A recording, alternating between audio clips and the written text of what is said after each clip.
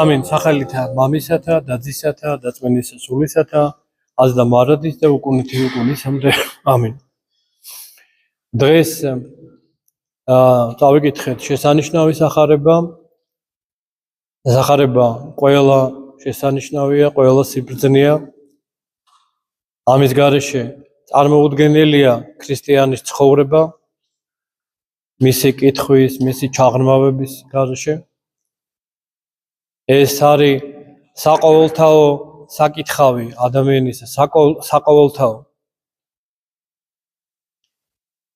ეს არის კანონი ეკლესიისა, კანონი წმინდა მამებისა და ამაში უდიდესი სიბრძნე დევს. შეუძლებელია ამბობენ წარმატება წმინდა წერილის კითხვისა და ლოცვის გარეშე. შეუძლებელია ქრისტიანული წარმატება. ადამიანი დარჩება მუდმივად ერთ ეტაპზე. ის იქნება მუდმივად ნეოფიტი. ნეოფიტი არის ახალმოსული, რომელსაც საფუძვლებიც კი არის ის ქრისტიანობის. სამწუხაროდ ადამიანები, რომლებიც არ იღვწიან ლოცვაში და ასეთი არის სამწუხაროდ უმრავლესობა. და წმინდა წერილის შემეცნებაში, გააზრებულ კითხვაში და შემდეგ ცდელობაში და ცხოვრებაში გამოიყენო, ამის გამო მთელი ცხოვრება ნეოფიტები ხდება, რჩებიან. აი ეს არის ფაქტი. იმიტომ რომ აი როგორ გავშინჯოთ არიან თუ არა ნეოფიტები. დღეს არის იოანე კლიმასის ხსენება, იოანე კიბის ამწერილის. თუ ავიღებთ აი ესეთ სერიოზულ ლიტერატურას, რომელიც არის წარმატებული ადამიანებისათვის, მარტო კლიმასი არ არის, სხვა, რომელიც უზარმაზარი, სხვა უდიდესი საგანძური აქვს ეკლესიას. უდიდესი საგანძური, არავის არ აქვს ეს საგანძური. არავის არ აქვს. ჩვენ ნახავთ, რომ მთელი წიგნი წავიკითხო და რამდენიმე მუხლი ვერ გავაცნობიეროთ იქეთ. აი, და არც გვინდა რომ წავიკითხოთ საერთოდ, არც გვინდა ეს. ჩვენ გვირჩევნია რაღაცა საეკლესიო ჭორები წავიკითხოთ და საეკლესიო განკითხვაში ვიყოთ, ვიდრე ასეთ სერიოზულ ლიტერატურას. რატო? იმიტომ რომ მოთხოვნილება არ აქვს ადამიანს. თუ ადამიანი იზრდება სულიერად, მას ბუნებრივად ჭირდება საკვები. სხვა საკვები ჭირდება რა. როგორც კი იზრდება ადამიანი, სულ ეს საკვები იზრდება. აი ესე აწყობილი ეკლესიაში ასეთი საოცარია, რომ პირველ ეტაპზე სხვა საკვებს აძლევს ეკლესია და მერე სულ მიყვება და სულ ზრდის ადამიანს. როდესაც ეს არ ხდება, მაშინ უნდა თქვათ ჩვენ, რომ ეს აი სამწუხარო მდგომარეობა ნეოფიტობა რჩება, რა თქმა უნდა, ნეოფიტიც ცხონდება, თუ შეინანებს და აღიარებს და ღვთისგანგებულებაში ეგეც არის, მაგრამ ის აკლდება ყველაზე დიდ და მნიშვნელოვანს, ქრისტიანულ სრულყოფილებას, ქრისტეში ზრდას, სულიერ სიღრმეებში ჩაღრმავებას. აი, წმინდა მამებზე რას ამბობენ, იცით? ესენიო არიანო, აი ესეთი გამოცდილი მყვინთავებიო მარგალიტებისთვის, რომ მარგალიტები რომ ამოიღოთ, ძალიან ღრმად არის, თურმე ეს მარგალიტები ზღვის ფსკერზე. და ძალიან ღრმად უნდა ჩაყვინთო რა, ამას ყველა ვერ გააკეთებთ.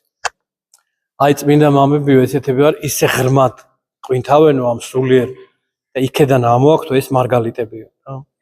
აი ადამიანი მთელი ცხოვრება კი არ უნდა ტივტივებდეს ზევით. ანმე თვითონც უნდა ცდილობდეს, რომ ამ სიღრმეებში ჩავიდეს. ამას აკლდება ადამიანი, როდესაც ის რჩება ნეოფიტი.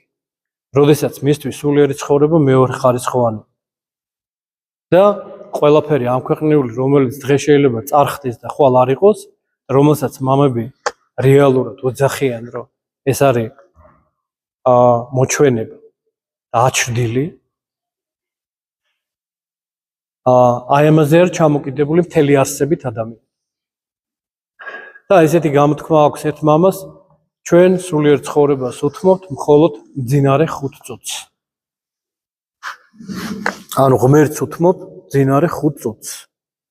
24 საათიდან, როცა შეიძლება კი არა, აუცილებელია. ეს არის გარდაუვალი ამბავი. ღმერთს ეხლა წარმოიდგინეთ, რომელსაც აქვს ყველა ხელწიფება, ყველა სიკეთე, ყველა სიმდიდრე, ყველა წყალობა. არავინ არ არის, აი დედა, მამა, შვილზე უფრო ახლობელი ხო არავინ არ არის, მაგრამ ესენიც კი ვერ მივლენ ისეთი ახლობლობა ღმერთს ადამიანთან. და შეუძლია ადამიანი გახდეს ესეთი. წარმოიდგინეთ, მოგცა უფლება საუბრის. ჩვენ კი არ ვსაუბრობთ მასთან, ჩვენ რაღაცა მექანიკურად წამოვიძახებთ ამ სიტყვებს და ეს საუბარი არ არის ხა ეს საუბარი არის როცა ადამიანს ელაპარაკები და იმას ესმის და შენ გესმის და ჩვენ ისე ვლაპარაკობთ ივანე კროპერი ამბობს რომ შენო შენი სიტყვების არ გესმისო ლოცვისო და ღმერთი როგორ გაიგებსო შენ სიტყვებს და ამიტომ ამას აკლდება ადამიანი როდესაც აი ესე ფორმალურად და მექანიკურად ცხოვრობს დღევანდელ სახარებაში ხო კიდევ თქვი სახარებას უბრუნდები დღეს სხვანაირად იკითხება ეს სახარება მარხვის მეოთხე მარხვაში სხვანაირად იკითხება სხვა შინაარს იძენს უფრო ღრმა შინაარს იძენს ეშმაკისეული შვილი მიიყვანა განსაკურნებლად მაცხოვართან და აქ მამები ამბობენ რომ ეშმაკისეულობაო აი ნახეთ რატო აქვს შემოტანილი რატო აქვს ეკლესიას დღევანდელი სახარება ეშმაკისეულობა ორგვარი არის ერთი როდესაც ეშმაკი სახლდება ადამიანშიო და ეს ადამიანი რომელიც დღეს განკურნა იყო ასეთ მდგომარეობაში ეს არის უმძიმესი მდგომარეობა ეს არის უმძიმესი წყდიადი და ამას თავისი განგებულება აქვს და თავისი მიზეზი აქვს მაგრამ მეორე უმრავლესობაო რომელზეცო ზემოქმედებსო გარედანო მაგრამ ეს ზემოქმედება ისეთია რომ უმეტეს შემთხვევაში ადამიანებიო მის ნებას ასრულებენ მის ენერგიებს ხებულობენო და მის წყდიაც ეზიარებიან ამას ამბობენ უმეტეს შემთხვევაში ახლა ვიღაცა იტყვის რომ ჩვენ ქრისტიანები ვართ ვაჟკაცები ვართ ჩვენ როგორ მოგვერება ეშმაკი და ასე შემდეგ ასეთ სისულელე შეიძლება თქვას ვინმე მამები ტიროდნენ ამბობდნენ რომ პეტრე მოციქული ამბობს არავინ დედამიწაზე არ არის ვინც არ განიცდის ამ ტირანიას და ჩვენ ნახოთ რა ყველა ადამიანი იტყვის როგორი ტირანიას განიცდის ის აი ამ საკუთარი მას გონია რომ მისი ხასიათის ბრალია მაგრამ მისი ხასიათის ბრალი კი არ არის ეშმაკის ფანდი ეს არისო რომ ადამიანსო დაარწმუნოსო რომ მისი პრობლემები არის მისი ხასიათიდან გამომდინარე თორე მისი შთაგონებებიდან კი არ არის და დღევანდელი სახარება გვეუბნება უცილობელ ჭეშმარიტებას სამი რამ რისგანაც ერთადერთი სამი რამ არსებობს რისგან შეიძლება განთავისუფლდეს ადამიანი დემონური ძალის ზემოქმედებისაგან დემონური ძალის ზემოქმედება ეს არ არის უბრალოდ ეს ნიშნავს როცა ეზიარები შენ ამ ძალას როცა მის ზემოქმედების ქვეშ ხარ როცა მის ნებას ასრულებ შენ ეზიარები მის მეტაფიზიკურ წყდიათს რომელშიც ის ცხოვრობს ეხლა ბევრი ქრისტიანისთვის საერთოდ არ არის პრობლემა ამ წყდიათში ცხოვრობენ იბადებიან ცხოვრობენ ამ წყდიათში მაგრამ ეს ნორმალური კი არ არის ნორმალური ადამიანები ამას საშინლად განიცდიან და სამი რამ რომელსაც დღევანდელი სახარება გვეუბნება და ესეც მარხვის ღვაწლია მარხვაშია ეს ღვაწლი რწმენა აი მამის რწმენის გამო კურნავს მამის რწმენის გამო რა ძალა აქვს რწმენას თუ არის რწმენა არის თელი სიკეთე სახარებისეული და ქრისტეს რომელიც მას გააჩნდა თუ არ არის რწმენა ყველაფერი გვერდზე ჩაუვლის ადამიანს და როგორი რწმენა აქვს ეხლა ჩვენ რო გაგვაძლიეროს ჩვენ ხო ბოლო ეპოქის ადამიანები ვარ და ჩვენი სუსტი რწმენა და დღეს ნახეთ მაცხოვარი წინა განგებულებით ეუბნება ის გულთამხილველია და ყველა ადამიანის ყველაფერი იცის და ეკითხება რომ შეგიძლია ორწმუნებათო იცის რომ ამ ადამიანს ძალიან მცირე რწმენა აქვს სუსტი რწმენა აქვს და ნახეთ რას პასუხობს ეს არის პასუხი ჩვენი თანამედროვე ადამიანების ნუგეშია ეს მრწამსუფალო შეეწია ურწმუნოებასა ჩემსა. წარმოიდგინეთ როგორი წმენა ქონდა. აღიარა რომ როგორი სუსტი წმენა ქონდა, მაგრამ მაინც ქრისტეს მხარეზე დადგა. ჩვენ ცხოვრების ყველა გარემოებებში, როდესაც ეჭვი, განსაცდელი და ასე შემდეგ, უნდა შევეთ მიუხედავად იმისა, რომ ჩვენ სუსტები ვართ და ასე შემდეგ, ყოველთვის უნდა შევეცადოთ, ეს არის გამოსავალი, დავდგეთ ქრისტეს მხარეზე.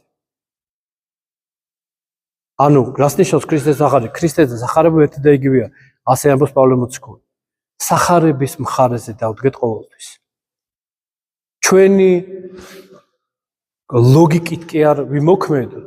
ჩვენი ლოგიკა, რომელიც გონია, რომ ჩვენ კულტურული ადამიანები, homo sapiens ვართ და ფილოსოფია და ლიტერატურა და ამ მთელი ამბები და მთელი კულტურა და მთელი ყველაფერი და აქამდე მოვედი და ასე შევქმნით, ამ საქმეში დებოდა ძმეო, ეს მხოლოდ არის მსახური გონება. რწმენის მსახურია. აქ უნდა იმუშაოს მხოლოდ რწმენა. როდესაც ადამიანი აი ესეთ გზაჯვარედინზეა ადამიანი ავლენს ამ თვისებებს ცხოვრებაში და არა მარტო ცოდნით უდგება რელიგიას უყურებს არა როგორც ცოდნის წყაროს. მე თუ მეწოდინება სახარების პუნქტები, აი როგორც სექტანტები და იეღოველები ამბობენ და ზეპირად მეწოდინება, ესე იგი მე მაქვს რწმენა. და ეს პირველი და მეორე ესო არ განიდევნებაო ლოცვისა და მარხვის გარეშეო ამბობს დღევანდელი სახარება. ესე იგი კიდევ ორი უძლიერესი იარაღი დემონურ ძალებთან საკუთარ დაცემ პირიქი ასე ამბობენ. თუ შენ ვერ ისწავლი ლოცვას, ესე იგი შენ დაკარგავ ბერამეს. და მარხვაში რა თქმა უნდა იგულისხმება არა მარტო პური, ასელი დიდი ამბობს რომ ჩვენო პურს არ ჭამთო და ძმას ჭამთო. იგულისხმება თავშეკავება ყველაფერი იმისაგან, რაც არის საწინააღმდეგო სულიერების და ჯანსაღი ცხოვრების წესის. და აი ეს მარხვისა და ლოცვის სათნოებების, რა თქმა უნდა, ეს მთავარი სათნოებები გამოყო, ესე ამბობენ, რომ ლოცვაო დედაო სათნოებების. მოიპოვე დედაო და ჩვენ ყველა სათნოება გვჭირდება, სიმდაბლე აუცილებელია, ღვთისშიში აუცილებელია, სიყვარული ადამიანის, განუკითხველობა ადამიანის, არა ბოროტად განჯა ადამიანის, ამაოდაც სრულ აპარაკის მოძაგება და ასე შემდეგ. ეს ყველაფერი თურმე მოდის აი აქედან მოდის. აი ლოცვა დედაა სათნოებებისა. დღეს უნიკალური წიგნზე უნდა ვისაუბროთ, ეს არის იოანე კიბის აღმწერელი, ჯერ ეს უნიკალური ადამიანი, უდიდესი ფილოსოფოსი და უდიდესი ასკეტი. ადამიანი, რომელიც ქრისტედან 4 საუკუნის შემდეგ ცხოვრობდა, ადამიანი, რომელიც ატარებდა ღვთაებრივ ენერგიებს, სულიწმინდის მადლს. და მან ეს გამოცდილება ჩაწერა ეს გამოცდილება არა იმისთვის, რომ რაღაცა საკუთარი პოპულარიზება გაეკეთებინა, როგორც დღეს უმეტეს შემთხვევაში მოდის. არამედ იმისთვის, რომ ეს უნიკალური გამოცდილება გადაეცა თაობებისთვის. რატომ არის დღეს ხსენება ამ კიბისა? კიბე არის კლემაქსსაც უწოდებენ და კლემაქსი არის ბერძნულად კიბე და კიბესაც. კიბეზე ამყვანებელი მიწიდან სამოთხეში 33 მაცხოვრის წლების მიხედვით 33 სათნოება საფეხური, ეს პირობითია რა თქმა უნდა, მაგრამ რატომ არის დღეს ეს? რატომ? ამით ეკლესია გვეუბნება, რომ არა მარტო კიბე, ამ მსგავსი ლიტერატურა კიბე არის ერთ-ერთი საუკეთესო. აი ესეთი საგანძური, აქ არის აბა დოროთის საკითხავები, აქ არის იოანე და აქ არის მაკარი დიდის, აქ არის მაკარი მეგვიპტელის, ისააკ ასურის და ეს არის აი წარმოუდგენელი უდიდესი სიმდიდრე და ეკლესია და არსებობს ეკლესიაში კორპუსი წიგნების, რომელსაც ქვია ფილოკალია. აი ეს ყველა შედის ფილოკალიაში, კლემაქსი სხვათა შორის. და რატო გვეუბნება დღეს, რატო არ იხსენება? იმიტომ რომ გვეუბნება რომ ამის ხელმძღვანელობის გარეშე სულიერ ცხოვრებაში წარმატება, გარკვევა, გაუგებარი. ეხლა მოძრაობის გზები, მოძრაობის წესები თუ არ იცი, ვერც მიწაზე გაიგები, ვერც გაფრინდები, ვერაფერს ვერ გაიგებ. ვერც სახს ააშენებ. ეს არის სულიერ ცხოვრებაში მოძრაობის წესები. დღეს ადამიანებს უნდათ რომ ამის გარეშე იმოძრაონ სულიერ ცხოვრებაში. და გვეუბნება რომ ეს არის აუცილებელი საკითხავი. კლემაქს კი არ გულისხმობ მარტო, იმიტომ რომ ეს მე გითხარით რომ წარმატებული სულიერი ადამიანები ვინც წარმატებულია იმათვის საკითხავია. მაგრამ საერთოდ წმინდა მამისეული კითხვის გარეშე ეს იყო ნორმა ყოველთვის. ადამიანები ყოველდღიურად კითხულობდნენ, იღებდნენ ამ სულიერ ინექციას, იღებდნენ ამ ენერგიას და ასე ახორციელებდნენ ამ განახლებული ადამიანის ცხოვრებას. ქრისტიანის ცხოვრება არის განახლებული. ქრისტიანი უნდა განახლდეს მუდმივად. და ის ახლდება, როდესაც აი ამ სიბრძნეს ეხება. ადამიანებზე ამბობენ რომ დაცემულ ადამიანი ცხოვრობს წყდიერთში. რომ სადაც ვერაფერს ვერ ხედავს. სიბნელეში ვერაფერს ვერ ხედავ ოთახში. როგორც კი სარკმელს გავაღებ წინათ, ღვთაებრივი სიბრძნე, მამებისეული სიბრძნე არის ის ნათელი, რომელიც აი ამ ჩვენ სიბნელეში შემოაქვს ნათელი. და რასაკეთებ, როგორ ცხოვრობდნენ ქრისტიანები?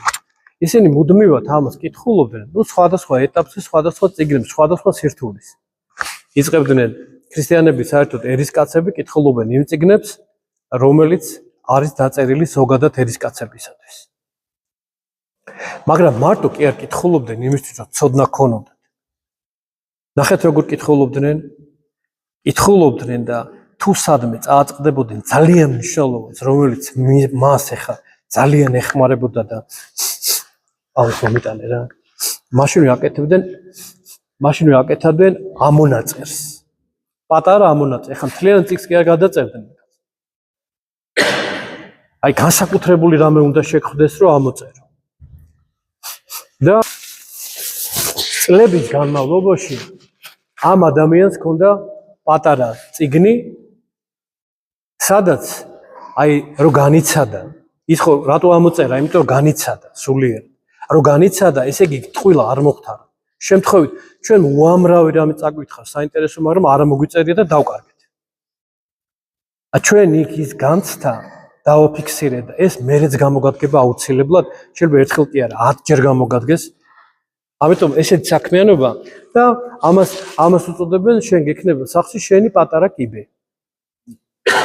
გულისხმობ პატარა წიგნი, რომელიც დაგეხმარება ზეაყვანებაში, სულიერ ცხოვრებაში მოახვიდე ზემოთ. და მეც ახლა ვცდილობდი რომ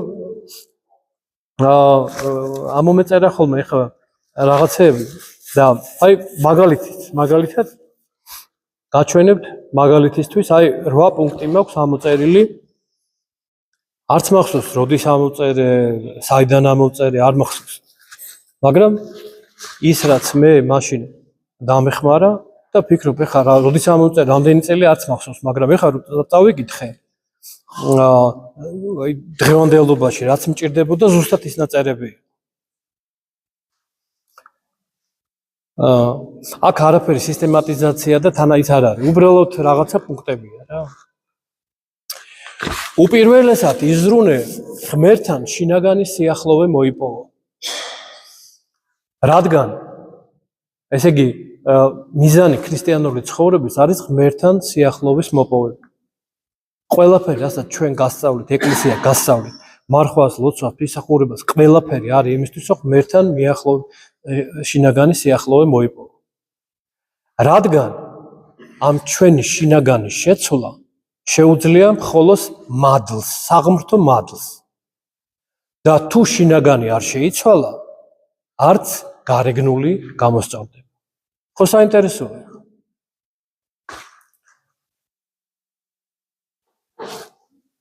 თუ ვინმეს ან რაიმეს გამოსწორება ეს ძალიან ცნობილი ის არის, მაგრამ ყოველდღე რო შეახსენოს ადამიანმა საკუთარ თავს, იმიტომ რომ მოყვას ასო პრობლემები აქვს. შეიძლება რაღაცა კონფლიქტის გამო არა, მაგრამ უნდა რომ გამოასწოროს, არ მოწონს მისი ქცევა, შეიძლება მართლა არ ღვევს ის რამეს და აქედან კარგი უნდა, მაგრამ შედის კონფლიქტში მასთან და ღმერთთანაც და საკუთარ თავთანაც. და საქმე არაფერი არ გამოდის, არავინ არ სწორდება და თვითონ ინგრევა. ამიტომ ნახე გვეუბნებიან, თუ რაიმეს ან ვინმეს გამოსწორება გსურს უპირველესად საკუთავი თავის გამოსწორებაზე იზრუნე. და ხშირად მამები ამბობენ, რომ ეს ორ საუკუნეებრივი პრაქტიკაა, როცა არაფერი არ გამოდიოდაო და ანებებდნენ თავს, ან საკუთარ თავიდან იწყებდნენო, შემდეგ ის საქმეები წესრიგდებოდაო, ნელ-ნელა. აუცნაური კანონია, სულიერი კანონი.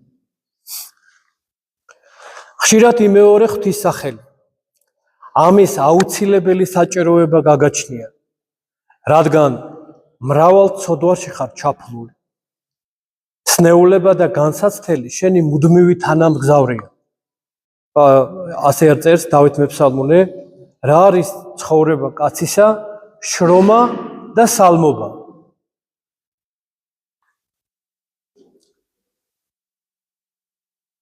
ცნეული ხო, თანამგზავრია. ყოველდღიური რუტინა, კი ცდილობს შენში ყველაფერი სულიერის განადგურებას.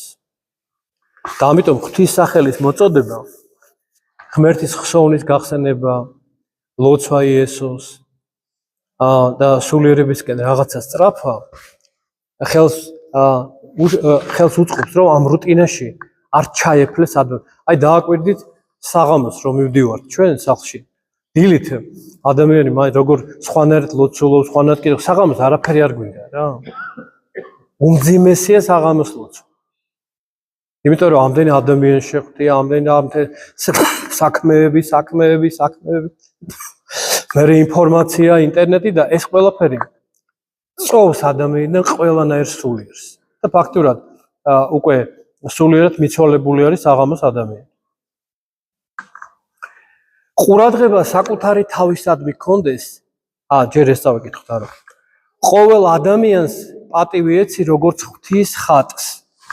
და მამები აქ ამბობენ, რომ ჩვენო ესეთი უცნაურობა მოგდისა, რომ პირველ ცნებასო გიყვარდეს ღმერთიო, ამასო განსაკუთრებულად მეკიდებითო, შინაგანად ჩართული აქვს ადამიანს ნატურა, ხო? ეხლა ღმერთს რაც შეეხება, იქ და აი დაამკაცრად იცავს ამას, ხო? შინაგანად ადამიანი ეშინია ფიქრობს, მაგრამ აი მოყვასთან, რომელზეც ამბობს მაცხოვარი, რომ ამბობს, რომ ისო არიო მსგავსი პირველი მცნებისაო, ეს ნატურა ჩართული არის. მოყვასი შეიძლება შეურაცხო, შეიძლება განიკითხო, შეიძლება უყურადღებო მიექცე, შეიძლება საერთოდ არადვიანთან ჩააგდო, შეიძლება რა ვიცი რაც არის რა გინდა გაუკეთო და გონია რომ არაფერი, მაგრამ როგორც ის ერთი იწვევს მეტაფიზიკურ წდიაჩი ჩათვლას ადამიანის. აი დაცემული ადამიანის ცხოვრება არის მეტაფიზიკური წდიადი, დემონის საცხოვრებელი. აი ესე იწევს აი მეორე მცნების დარღვევა მოყვასის. ამიტომ ნახეთ რას გვეუბნება ეს მამა, რომ ყოველ ადამიანს პატივი ეცი როგორც ღვთის ხატს. ნიშნულობა არ აქვს ვინაა იქ. და იყავი მის წინაშე თამდაბალი, ალერსიანი და მზრუნველი. აი როგორ შეიძლება იყოს სხვანაირი ქრისტიანი მითხარით.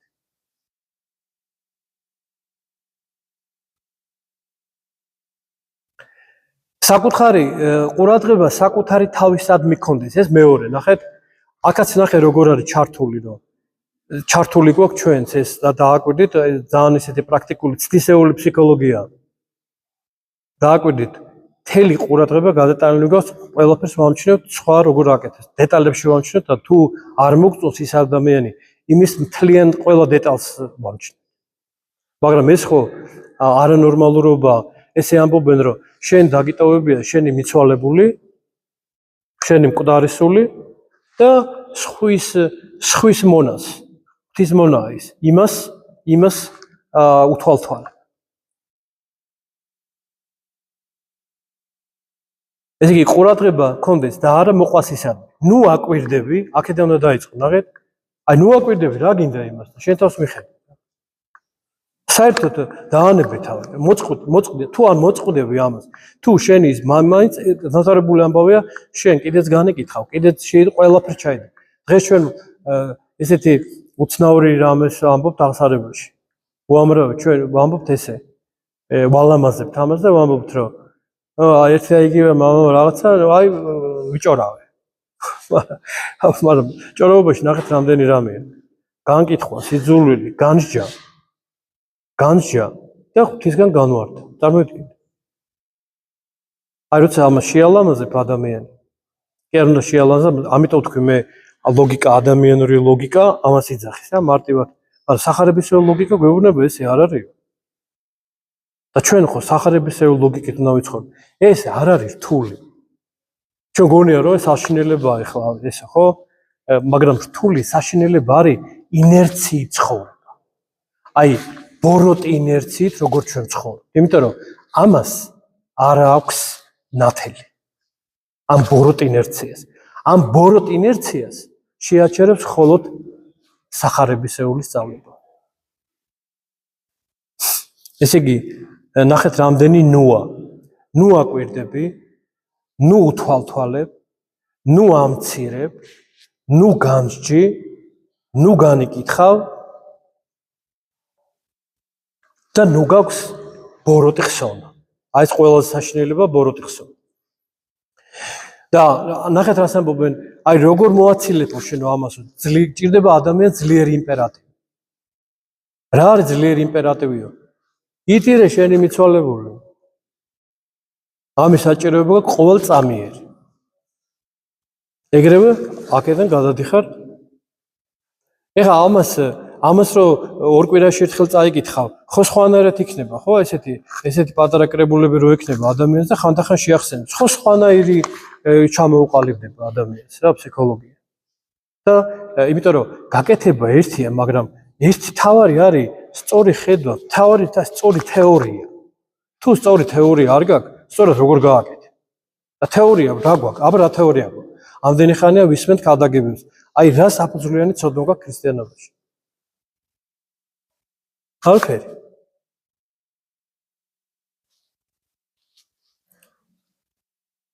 დიახ. ამაუ და ფუჭი ლაპარაკი, აი ესეც, ვთქვათ, რაღაცა იმ ჭორაობაში ამასაც გულისხმობ, რომ რაღაცა ვილაპარაკეო, მაგრამ ნახეთ რა არის, როგორ უყურებს ამას წმინდა მამა ფუჭ და ამაუ ლაპარაკს.